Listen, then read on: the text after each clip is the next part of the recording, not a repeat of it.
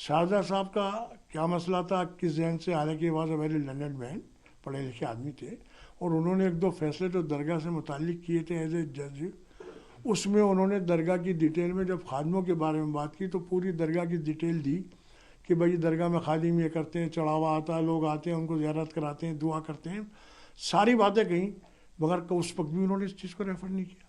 तो उनकी किताब में आया कहाँ से, मुझे तो शक है ऐसा ना हो कि बढ़ा दिया गया हो, आई कान क्लेम इट, मगर एक हिपोथेसिस है।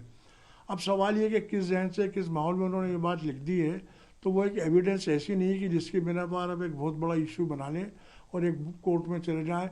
और मुझे भी आ रहा था कि कोर्ट ने उसका एंटरटेन किया, लेकिन बहरहाल जस्टिस का अपना अंदाज है, वो चाहते हैं, उन्होंने तीनों जो गवर्नमेंट के इदारे हैं उनको सीधा सीधा इसको रेफ़र किया कि आपकी क्या राय है।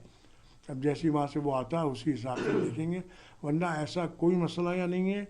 और मैंने कल भी कोट किया कि हिंदू लोग जिनके दिल में ये बात बैठी है कि हिंदुस्तान में ख्वाजा साहब हमारे लिए आए थे और हमारे लिए उनकी ब्लेसिंग्स हमेशा हैं और रहेंगी। अच्छा, ये भी कहा जाता है कोई तहखाना है और कहीं पूजा होती थी, ऐसा कभी सुना है आपने? भाई कभी नहीं सुना है बात, कल भी मैंने इस बात पर कही है कि देखिए कब्रों पर अमूमन बड़े लोगों की ऊपर उठा दिया जाता है उनके मज़ार से एक प्लेटफार्म नुमा, ताकि नीचे तो वो कच्ची रहती है। इस्लाम में कच्ची कब्रों का भी कंसेप्ट है। अब जैसे ताजमहल में तो उन्होंने नीचे ओपन कर रखा है, लेकिन ख्वाजा साहब के मज़ार पे जो बड़ा मज़ार बना दिया गया है, इसमें चारों तरफ से बॉक्स नुमा जिसे कहते हैं ना, संदूक, वो पहले उसी ज़माने में उस बना के उसी वक्त हो गया था। तो उसमें कोई ऐसा तहखाना और कुछ नहीं है। अब सवाल ये कि आप, एक बात और उसमें आती है रिचुअल्स की, शारदा साहब ने लिख दी साहब कि सिंदर पेश करता है हिंदू।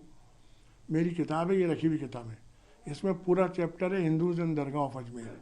और मैं बार बार इस इशू को कह रहा हूँ कि दरगाह में जब मुग़लों के बाद मराठे और राजपूतों का हुकूमत रही, क्या वो हिंदू नहीं थे?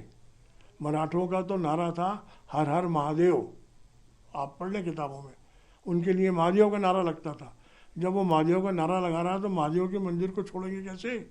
उन्होंने इस बात पर कभी कोई कोई एक लफ्ज़ ही नहीं मिलता है, सिवाय इसके मेरे पास इसी किताब में डॉक्यूमेंट है साहू का, शिवाजी के पोते का, कि दरगाह में 1000 रुपये सालाना भेजेंगे और अपने गांव में जागीर दी है।